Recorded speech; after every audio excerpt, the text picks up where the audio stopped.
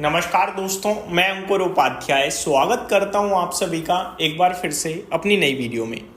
दोस्तों यहाँ पे आप सभी के साथ बात करूंगा 6 ट्रिगर्स के बारे में, 5 स्टॉक्स के बारे में। एक एक करके चीज़ें शुरू करते हैं डिस्कस करना। सबसे पहले निफ्टी की बात करें तो एक अच्छे संकेत आ रहे हैं, अच्छी ओपनिंग की उम्मीद करके चल सकते हैं।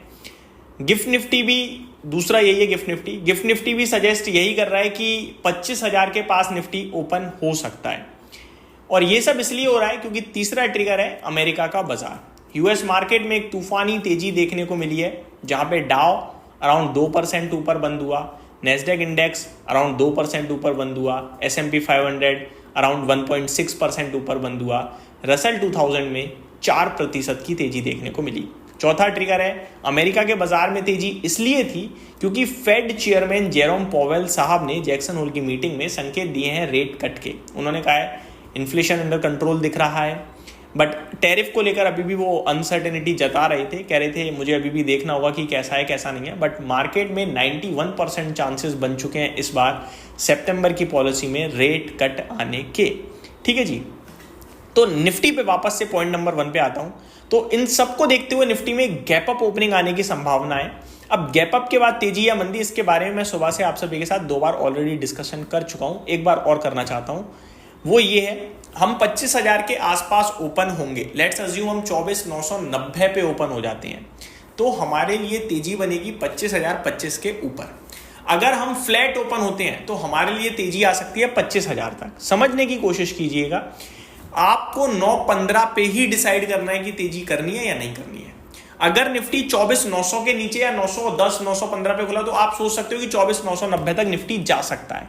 लेकिन निफ्टी ऑलरेडी 24,970 या 980 खुल रहा है, तो आपको वेट करना है कि और 50 पॉइंट चलेगा तभी मैं तेजी करूंगा, वरना मैं नहीं करूंगा। कहने का मतलब यह कि 25,000 के पास निफ्टी 25,000 के नीचे जा सकता है दोबारा से, 25,000 के ऊपर टिकेगा तो 25,200 की जर्नी तय करेगा। At the time he level decide कर पाएंगे, सिंपल। ठीक है जी। और अभी स्ट्रेंथ या वीकनेस के बारे में सोचना नहीं है हमें, क्योंकि निफ्टी इस समय 2 रेंज में बटा हुआ है, एक 24,800 सपोर्ट के रूप में, 25,000 रेजिस्टेंस के रूप में। तो 25,000 तक आएगा तो रेजिस्टेंस के पास पहुंच रहा है, दोबारा गिरने की संभावना है।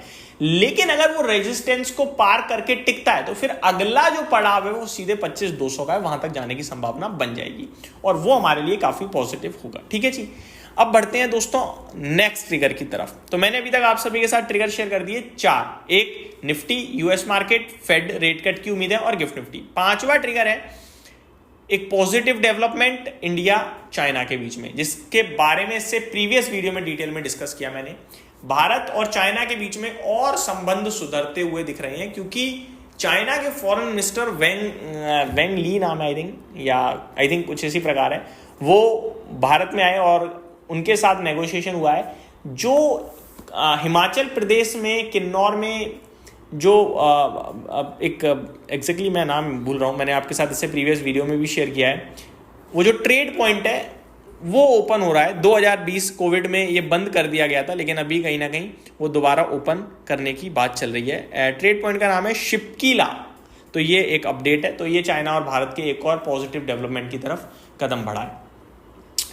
अब 6th ट्रिगर थोड़ा नेगेटिव साइड पे है। रशिया यूक्रेन, सब कुछ हो गया, सब कुछ करा लिया, लेकिन इनका युद्ध विराम कोई नहीं करा पा रहा।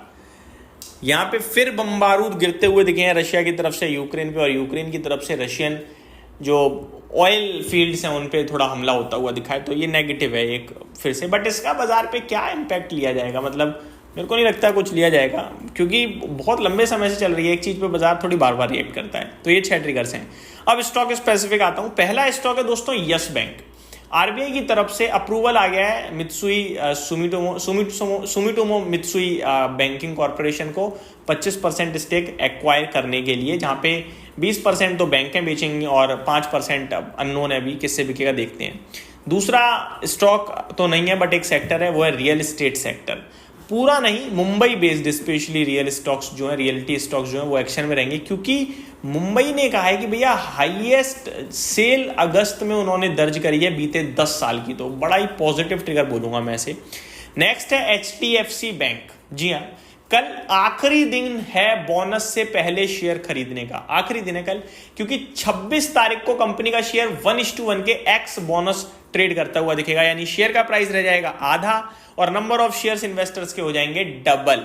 तो अगर आप बोनस का पार्ट बनना चाहते हो तो कल आखिरी दिन है खरीदारी करने का, लेकिन केवल बोनस के लिए नहीं लेना है शेयर, कभी नहीं लेना है किसी कॉर्पोरेट एक्शन के लिए। ये केवल और केवल अपडेट थी। नेक्स्ट स्टॉक है M&B engineering, recently listed stock है दोस्तों ये। इसके कल नतीजे आने हैं दोस्तों, तो ये स्टॉक भी आपके रडार पे रहना चाहिए। एंड श्री लोटस, ये भी रिसेंटली लिस्टेड स्टॉक है, इसके आई थिंक परसों नंबर्स आने हैं, तो ये स्टॉक भी आपके रडार पे रहना चाहिए। यही समाप्त करता हूँ इस वीडियो को, उम्मीद करता हूँ डिटेल्स पसंद आई होगी। Thank you so much for watching this video. Good night guys.